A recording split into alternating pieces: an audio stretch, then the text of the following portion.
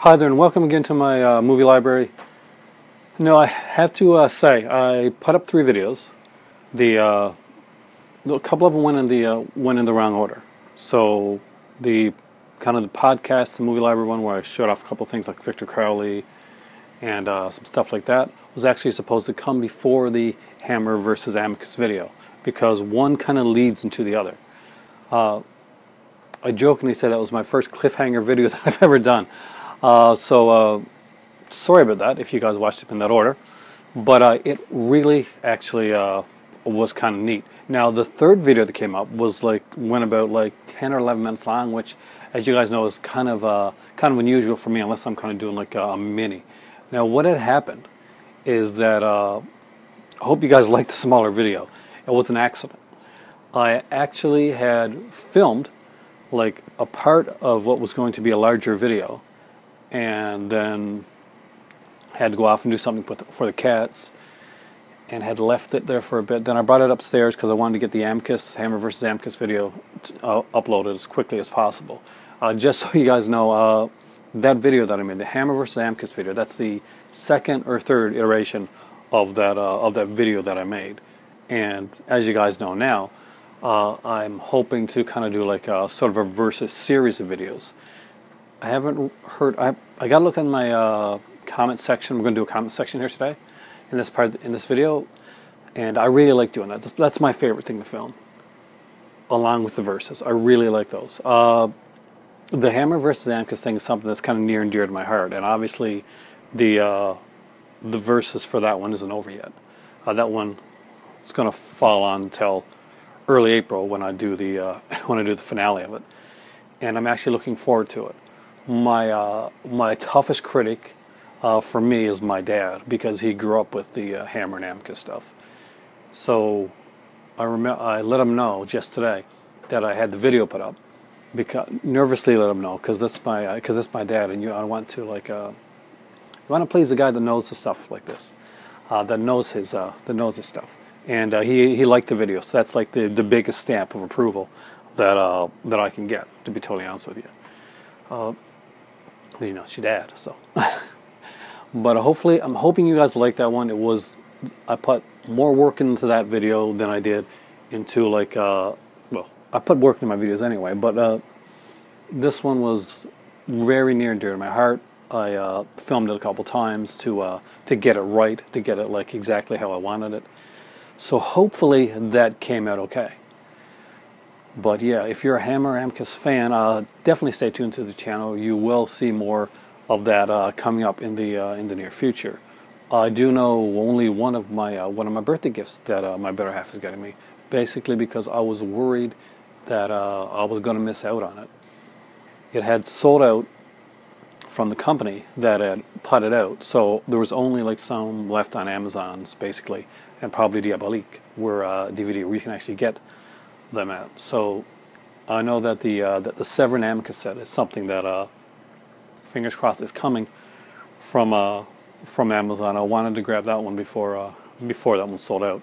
So that's the only one that's not going to be a surprise for me. I've asked my better half for maybe some indicator stuff, like some Hammer Am, because I wanted to like at least one of the sets. So I do not know which one she's going to order for me, and I know that my dad is picking me up Dr. Terry's House of Horrors.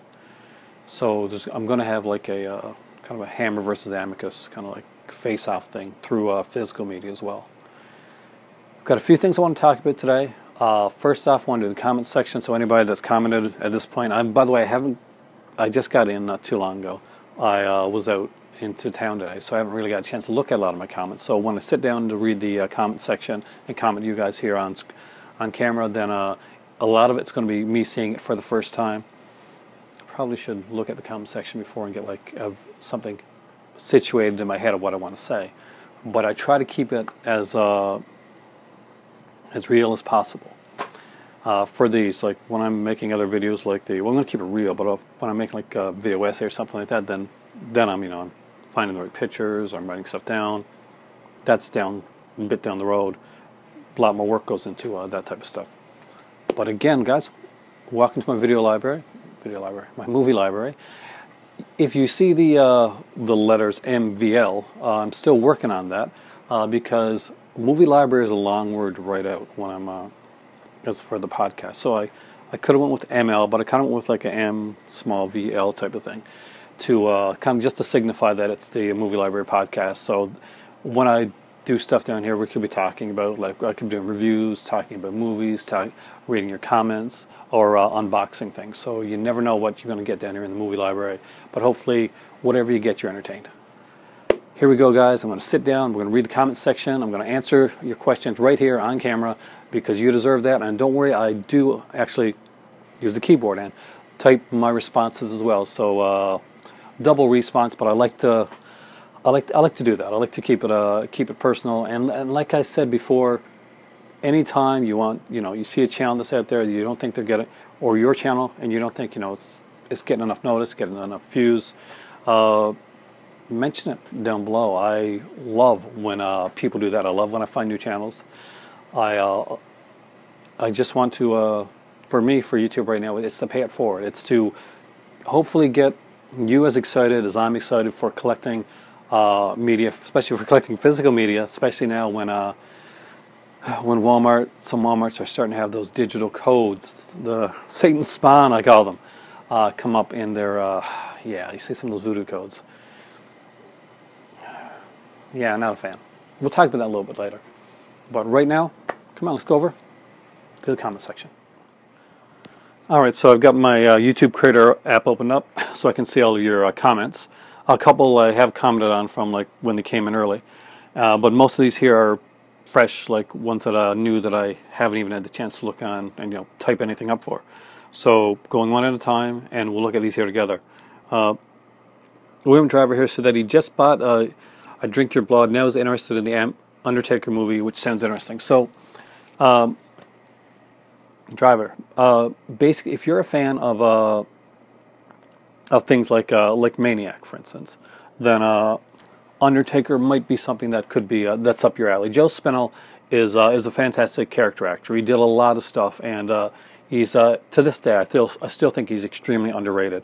And I do think that the movie The Undertaker that Vinegar Syndrome put out was actually one of their higher quality releases, in my opinion. Now that being said, I'm a little biased that I am a fan of Joe Spinell, and I do like kind of those off the wall, kind of quirky type films.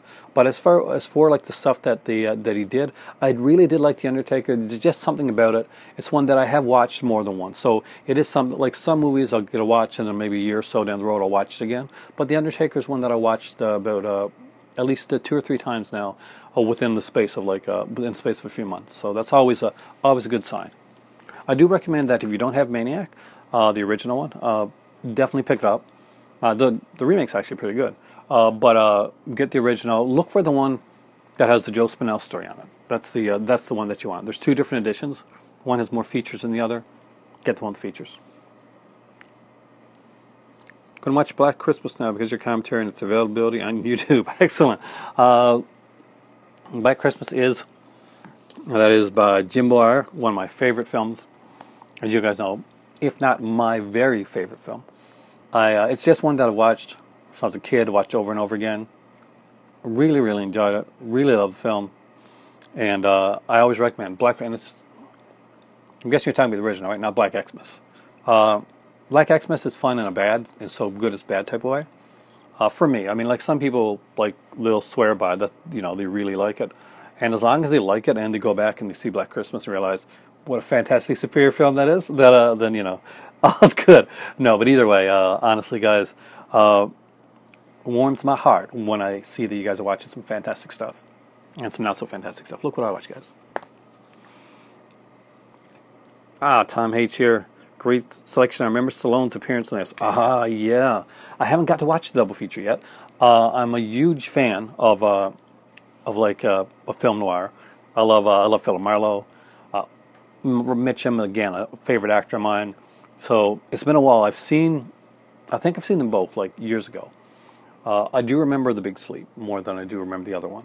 But it'll be interesting to watch them again. And I love movies like that. I recently got Murder on the Orient Express. You probably saw in the video. But I long for that type of film to make a comeback. those the kind of like the mystery and film noir type, where you get like the big cast to come together for the love of it. You know, they're not. It's not like a $100 or $200 million film because everybody's getting paid a large sum. Like, people are coming on this movie because they like it. They're working with people they like. They're working for scale or just slightly above. Stuff like the Murder on the Orient Express. When you see stuff like that happen, that makes me happy. And that Shout Select double feature was a no-brainer. As soon as it came out for pre-order, I pre-ordered it right away, and I was eagerly waiting for it to come. My dad was kind of like teasing me about it because he knew that I wasn't going to get it for a couple of weeks, and he'd gotten his. So he told me how good it was, and the features and stuff like that. So really, really looking forward to like watching that. I just want to be in the right headset, like the right mind frame, so I can actually sit down and watch that one there. I feel like you ever feel like dry? Yes, yeah, winter. I hate that dry skin. Come right there. I need lip balm.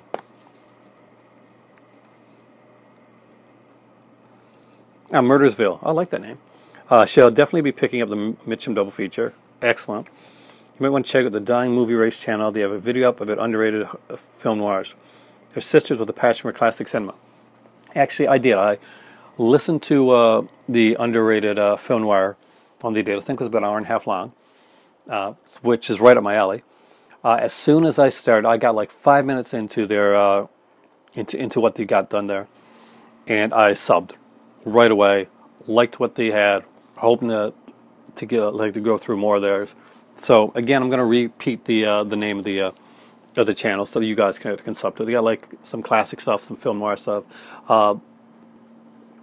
and they're cool. They're younger too. They actually make a joke in the film noir one where talking about the fact that they're millennials, and yet they like this stuff, which is really cool. Like I mentioned with Bailey Walsh's channel, how this like younger people are actually liking some of the old stuff, so I don't feel so old now. That's good. So yeah, it's Dying Movie Race. If you haven't checked out their channel, check out Dying Movie Race. Tell them I sent you. Make sure to sub and listen to one of their vids. The underrated film noir one is really good. It comes across almost like an audio podcast in a way. For a bit of it, I actually use it as an audio podcast as I was like making some stuff at the time, and it was really cool to listen to. David Bryant. Here we go, and I actually did get to respond to this one, so hope you're keeping well, Aaron. I have an old Anchor Bay US DVD of Hell Night. Oh, that's a good one. You've always really dug Linda Blair. To Live and Die in LA is awesome as well. The Wang Chung soundtrack kicks ass. You're right, that really does. I really love that soundtrack. I reckon you'll like Dark Blue. It's a really good watch. I'm definitely looking forward to upgrading from the UK DVD. Never seen Rawhead Rex, so we'll check it out. I'll mention that in a second, actually. Latest pickups, I got our Savage Attraction, aka Hostage, 1983, from Code Red, The Howling, UK Blu-ray, Sweet 16, 88 Films, and lastly, The Taking of Beverly Hills from Kino Classics. Great update. Thanks. So, Rawhead Rex is the movie that made Clive Barker start making movies. He didn't like the way that the adaptation went. So when Hellraiser was going to be done, he was doing it himself. He was going to be directing it. That's how Clive Barker started, and I'm glad that he did. Now, that being said, I like Rawhead Rex. It's fun, it's cheesy, it's a monster film, and I know Clive Barker took himself maybe took it a little bit too seriously, in my opinion. Now, it's his baby, so I can understand.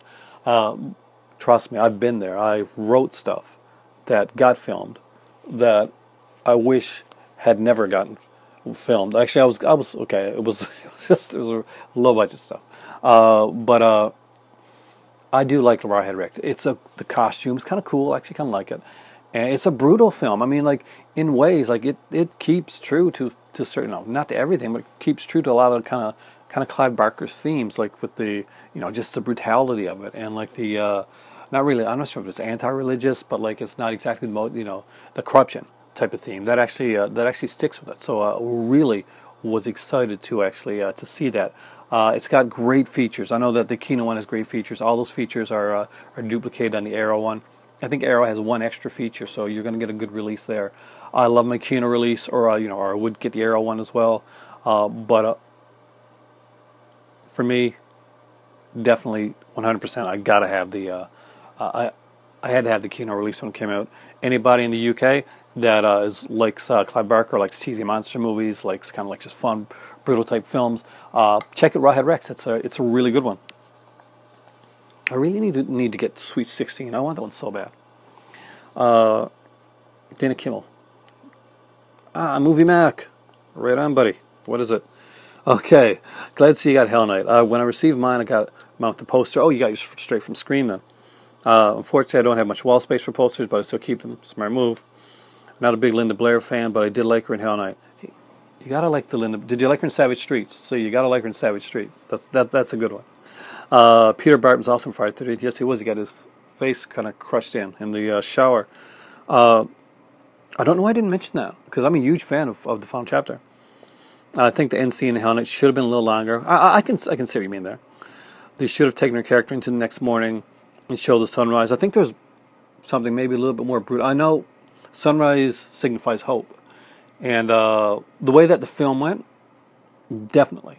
I completely agree with you there, because like for certain films, that quick ending makes more sense. But that being said, here within the context of Hell Knight, where it is differently set.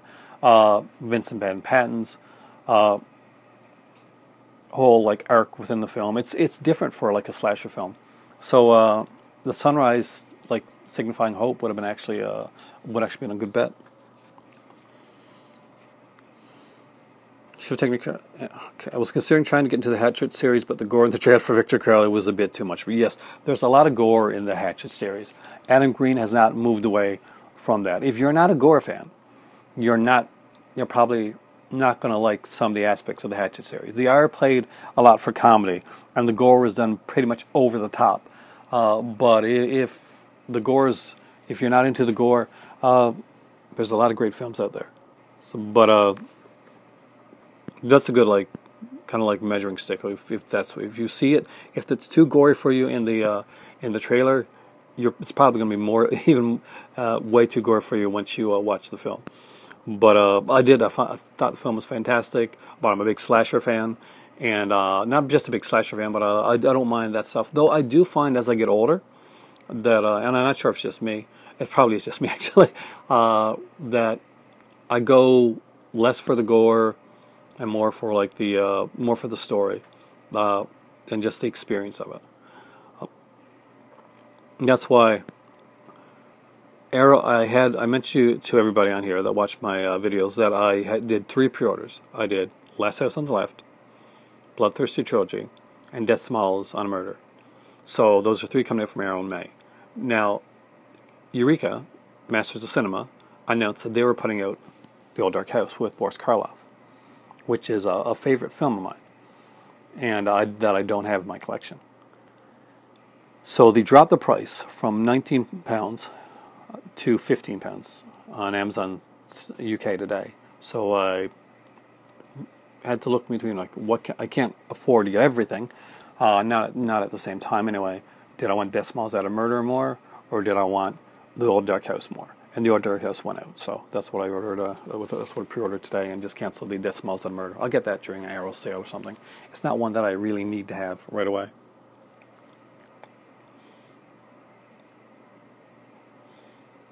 The Outer Limits set coming from Kino, you're definitely getting. I want that set. That 7 discs, a bunch of commentaries, a 40-page book. It's just awesomeness.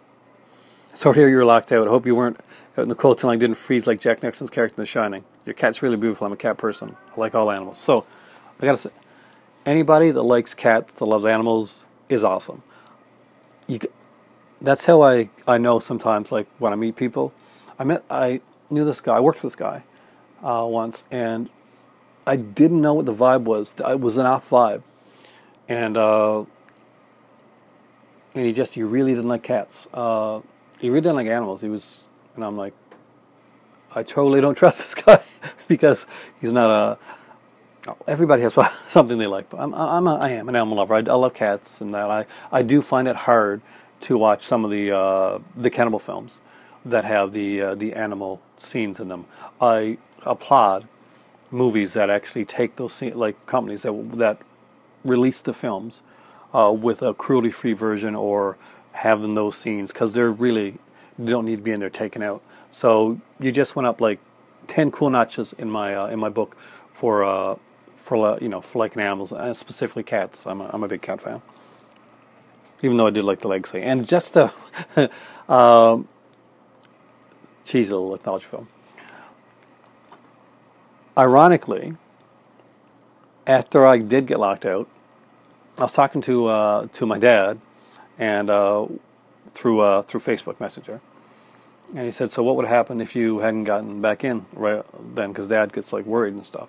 So I just sent him a picture of like Jack Nicholson frozen from The Shining. I thought it was funny. I don't think he thought it was as funny as I thought it was. But I did. I'm not gonna lie. I have a sarcastic sense of humor.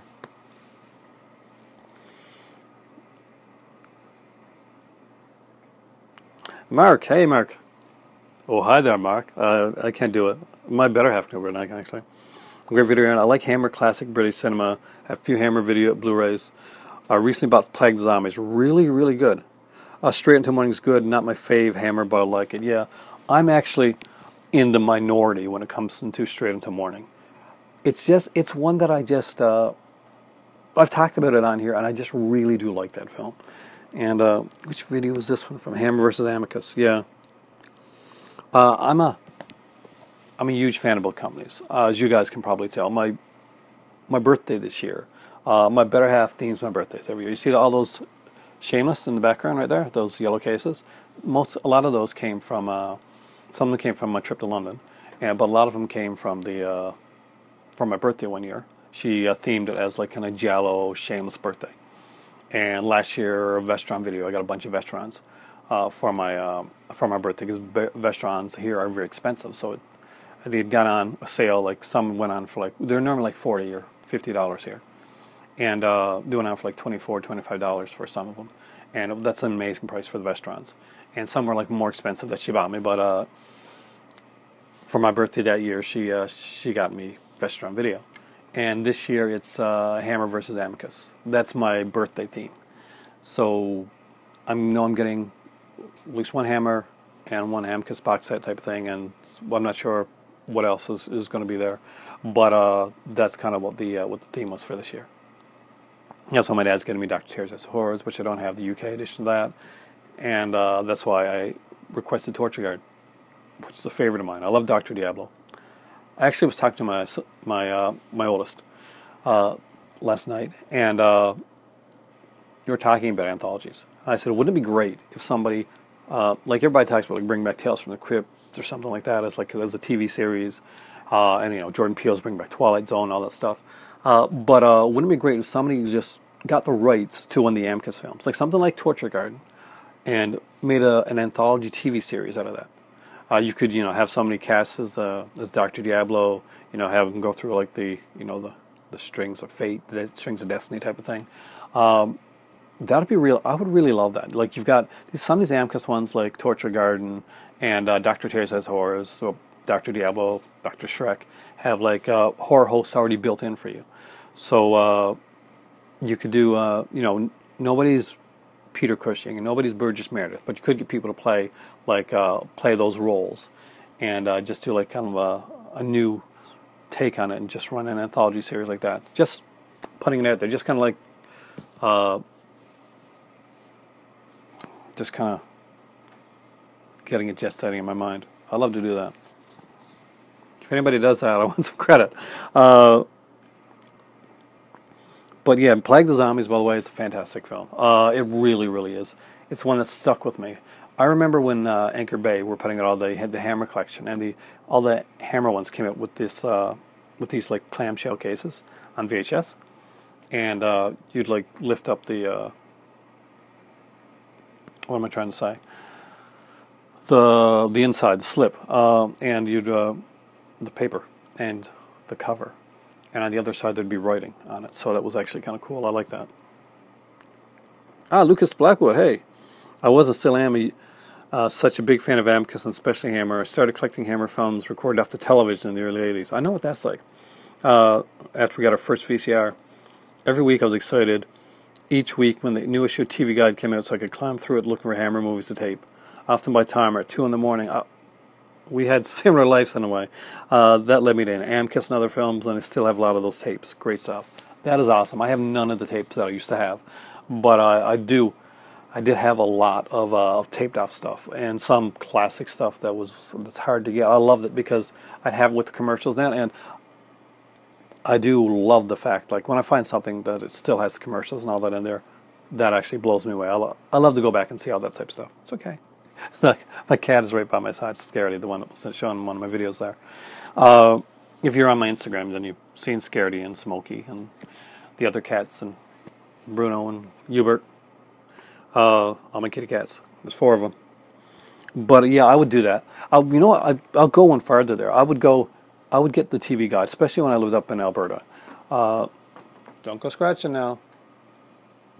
I would get the TV guide, and I love the fall preview ones. But I would get the TV guide, and I would like pick the shows because they'd have like the kind of like this little block with the channel thing on it, and I would like shade in on each hour what I was going to watch. I was such a geek when it came to like stuff like this. I'm still a geek, but I was such a geek back then, especially for TV and that I actually did out, like, I had graph paper, and this is embarrassing. I would plan out what I would consider like the perfect day of TV. I'd like pick from different like things, and what would be the perfect, what I thought would be from morning from like 6 till like to 2, because a lot of channels then didn't go all night, basically, and like I'd plan a whole day of like of programming, and I would like keep adjusting and stuff like that, because I thought, one of these days maybe I can program television, and television's kind of, it's there, but it's not as big as it used to be. It's more it's the internet now. So you got what's your favorite tape that you still got that you remember? If you know like stuff that's on, I'd be interested in hearing that actually. Anybody that's collected or had like VHS tapes that they had over the years, like stuff that they taped off. Is there anything that you got that you'd never get rid of, or that you wish you had back? For me, there's like a lot of old movies and stuff that I wish I had. When I remember taping off, I think it was Halloween and Clown Murders off of TV once. But here's the thing: I taped off a bunch of like the soap opera stuff I used to watch when I was a kid, because soap operas were huge when I was young, and there was a ton of money put into them. They'd go on like these location things and all that. It was really a big deal. So I'd tape off like, especially Santa Barbara in days back in the day when there was like Wayne, Northrop. I tape off a bunch of those, and I wish I had some of those now, along with my Another Worlds, because they're not around anymore.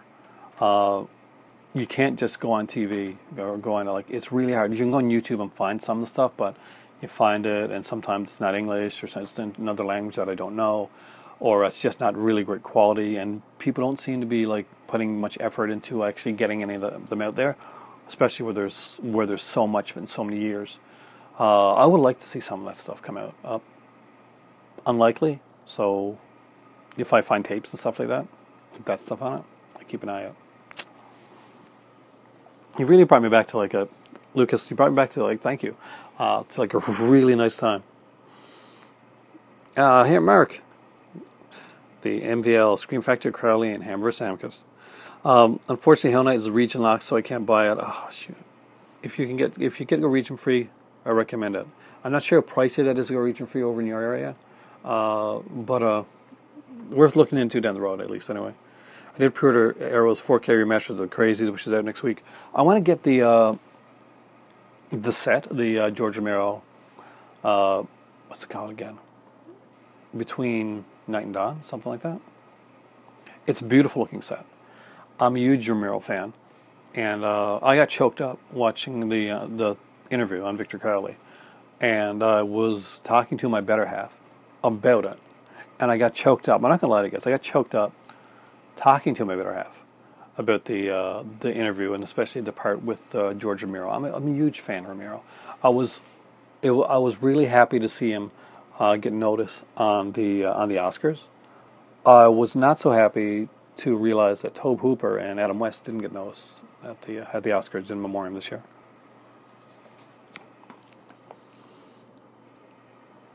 You bought Spider University? Excellent. I watched it. It's cheesy, like you said, but good for what it definitely is. It's super cheesy. Did you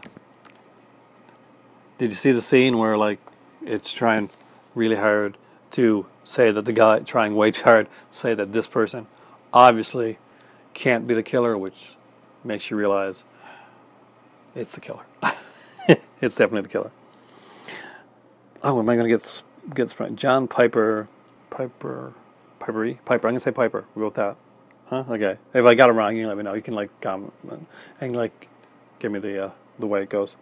Murder on the Orient Express, great, fantastic adaptation. I totally agree. I went in not thinking, I think it'll be okay. I'm not sure I'm going to like this. It's been, obviously, Murder on the Orient Express is one of Agatha Christie's most famous novels. Not only that, but Albert Finney did it in 1974, and did it in a way that it was fantastic. The cast was unbeatable for the 74 edition.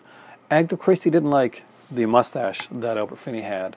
If you read through the books, the Perot books, then you'll, like I mentioned, he does have an enormous mustache. He's got a military-style mustache, is what it is. And Curtins actually mentioned that by Curtins, it's not a real mustache.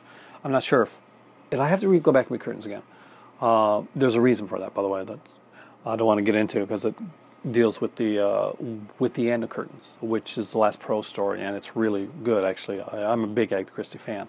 I grew up reading and watching all the Christie things, from like Perot to the Tommy and Tuppence, right, to just all of that stuff, Miss Marple. But I used to fell in love with the Peter Ustinov stuff. But what really stood out about this one is they really had to do something kind of to differentiate it. Because the story is known so well, and it is a mystery, but it's a mystery where a large amount of the populace already know the ending to the movie. They could either change the ending completely, do something different, change it completely, like Gotham Gaslight did from the graphic novel, or they can embrace like a classic novel and try to make it as close to it as possible and put something unique in there, and they did. Murder on the Orient Express is probably right now, aside from Planet Earth 2, my favorite 4K release that I got. It is a stunning looking release. It's just it's incredible. It's an amazing film, and some people liked it better than others, and I get that. My dad he liked it, but he loved the 74 version. That's his favorite. So he's like, it's good, but it's not 74 version. It doesn't have the cast. But I thought the cast was decent. I felt like I had a hair in my mouth. No hair, but good still. Anyway, I got distracted. I loved Murder on the Orient Express, and I think the way that they really differentiated it from the other ones is the visuals. They really focus a lot on the visual aspect of the film. It is a gorgeous looking film. If you have a 4K player and a 4K TV, I recommend picking up Murder on the Orient Express in 4K. It's, I wouldn't say it's reference quality, but it's definitely up there. I mean, it's definitely up there. It is gorgeous. It blew me away. And Kenneth Branagh, he was incredible in the role. They focused a lot on the character Pro more so than they do in some. Pros, in like a lot of the books and some of the movies and stuff, doesn't mind like finding himself like kind of letting people underestimate him. But it was done differently here. But I enjoyed it. I really enjoyed it. So there we go. Guy Fieri. I feel stupid. I thought the detective with the mustache was played by Pierce Brosnan. Huh? Looks exactly like him. I read Murder on the Orient Express yesterday and didn't really care for it. It was visually stunning but kind of boring. The twist ending wasn't believable, in my opinion. See, that's the thing. Everybody is going to have a different take on it. See, I loved it. John loved it, and you didn't really like it. But you, like you just mentioned there, the visuals were stunning. It's what you're into. If you're not into like these, you're probably not going to be into the next one either. Hopefully you will. Give it a shot anyway. So they're putting out in 2019. There's a sequel coming out to to this one here, and it's going to be Death on the Nile. I'm a really big fan of that one. That's actually like Death on the Nile better than I like Murder on the Orient Express as a story. But one of my favorites, one of my all-time favorites, and I am hoping that things go well and they actually make it, is one called Evil Under the Sun. I have always been a huge fan of Evil Under the Sun. It's actually one of my favorites to watch too. Like it's Peter Ustinov did it, and I love it. As a kid, even I got it. I felt really good about getting Evil Under the Sun, and I thought it was done clever. I think the mystery in Evil Under the Sun is clever. And if you haven't seen it or read it, don't Google it before you see it or anything. Like go in and guess it with as Amicus would say with their werewolf minute. You know, you can stop it at a certain point and say, "Okay, you're the detective. Did you figure out before Poirot who the killer is?" I wish they did that in more movies. That's so cool. All right. Bailey Walsh. Thanks for the shout out, Aaron. You deserved it, Bailey. You've got a really good channel. You haven't watched Tim Popo yet because your older brother was visiting for a while. Yeah, but I'm definitely going to look up a ramen recipe, make a ramen, and watch Tim Popo soon. Excellent. Yeah, probably better that way. Actually, there was like, if I remember it, I think there was like a scene, like, it would have been a little bit awkward watching with your bro.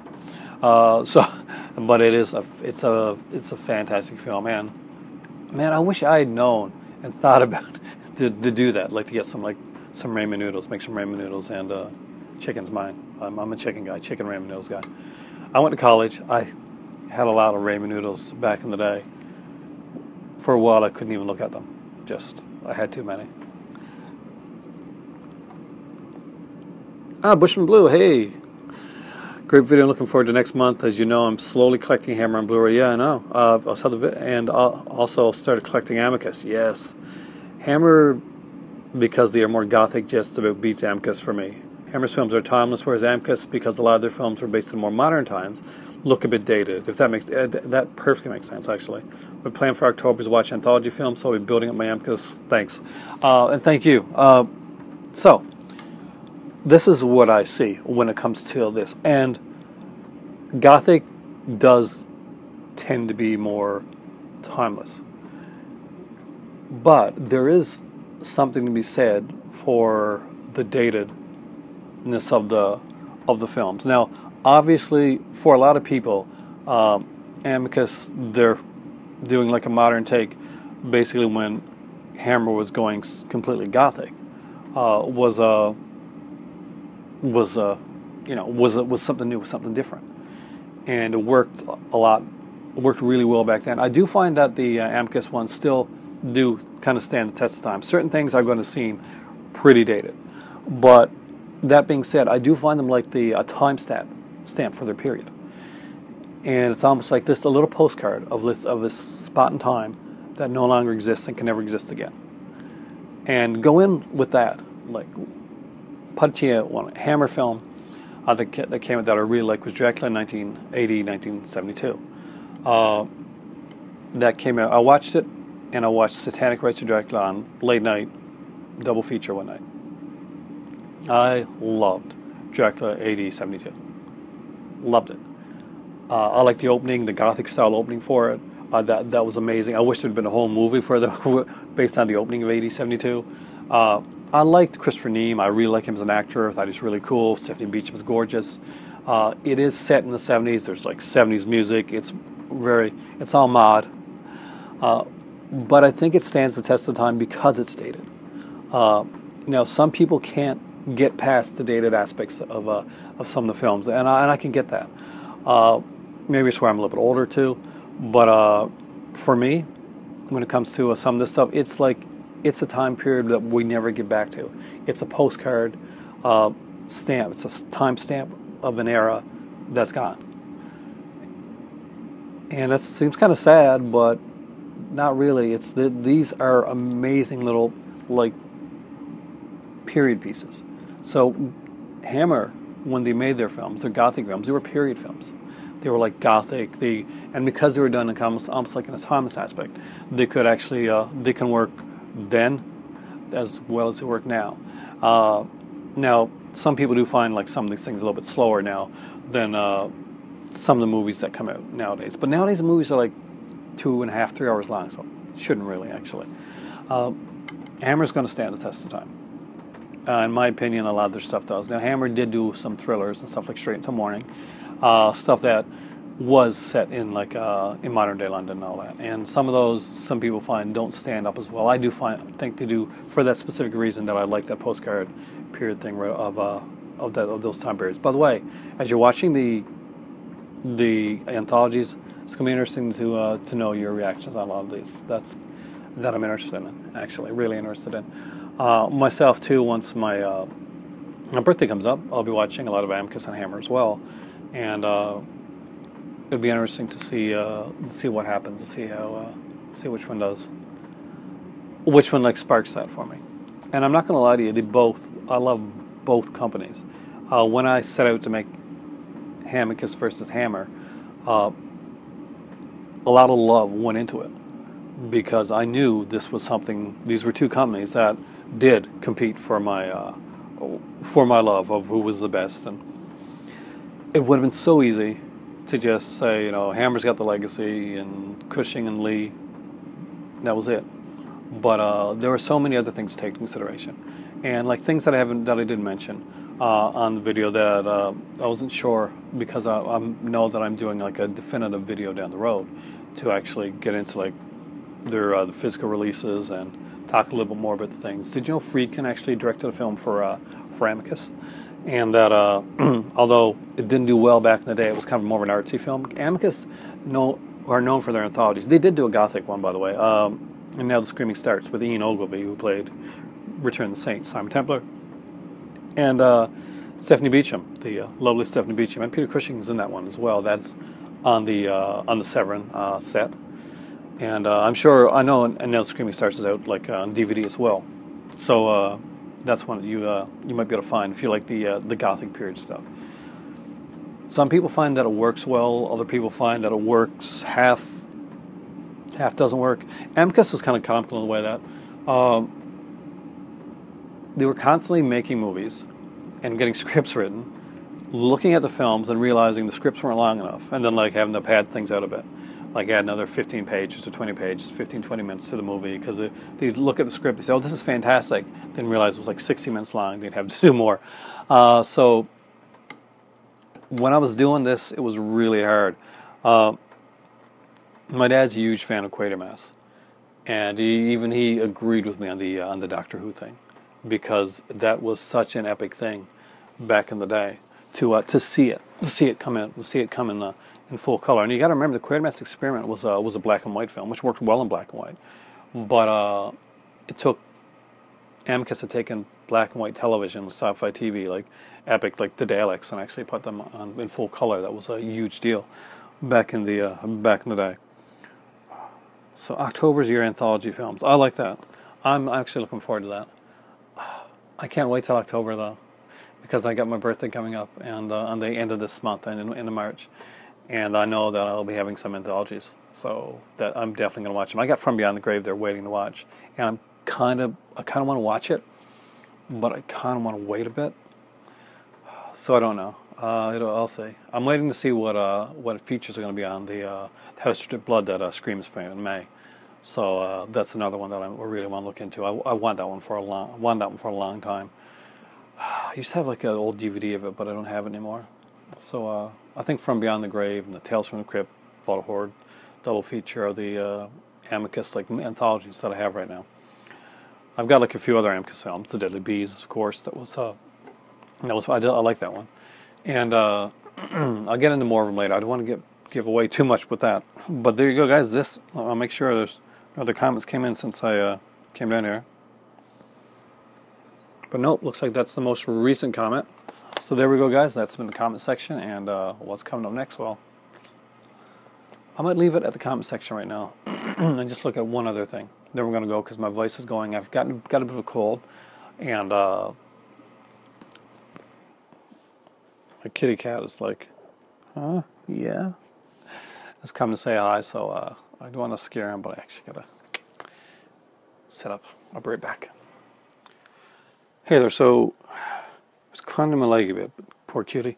So I had to like, get up and kind of slightly move him after I did. I want to make sure they didn't like lose his comfy spot in the chair. Anyway, I am headed back upstairs. What do I do on this iPad when I'm not looking at movie stuff? Actually, there's a game I play, and I'll show you. So right here, if this looks familiar to you, awesome coolness. If you remember a show called Trailer Park Boys, it's still on the air actually on Netflix. I'm not sure if you're a fan or not. I do. I like the show. I actually live in the province that it's made in, Nova Scotia. That's where it's from.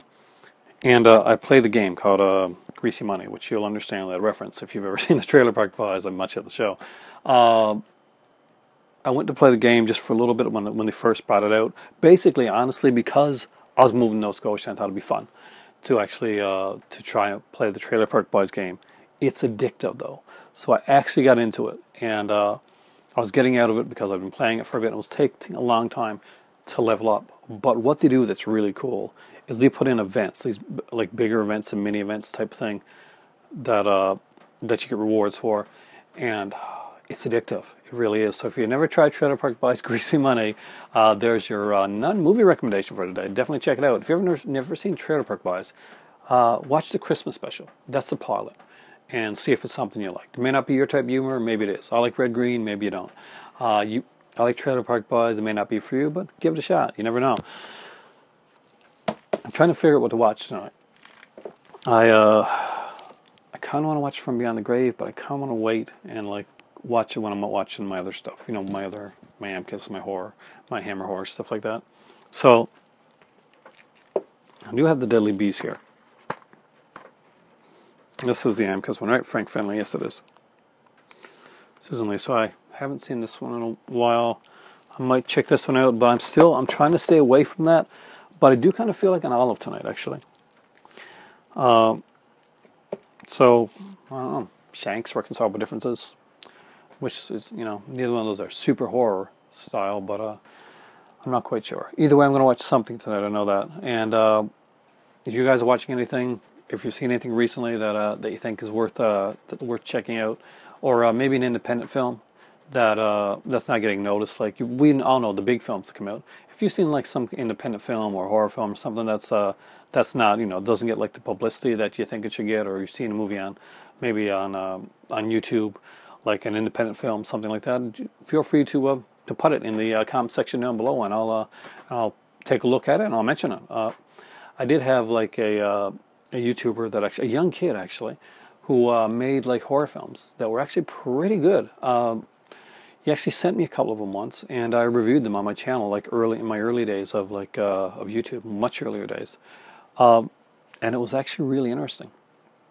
So anytime you guys see stuff like that, people keep telling me, and I got to finish watching it. There was like Never Hike Alone or something like that. It's like a fan film, Friday the 13th fan film that I do want to complete watching. I started watching it one night, the power went out, so I still had to finish that one. I've heard good things about it though, and it's been out for a while, so it really shame on me for not seeing it all before now. But to be fair, we did lose power that night. Thanks for watching, guys. Thanks again for joining me here in the movie library. I hope you guys had a great time. I did. I love talking to you guys. This one here has been a lot more of like a movie library comment section one. But that being said, I really do like making these. Have a great night, guys. And for me right now, it's time for tea, and I'll see you next time in the movie library.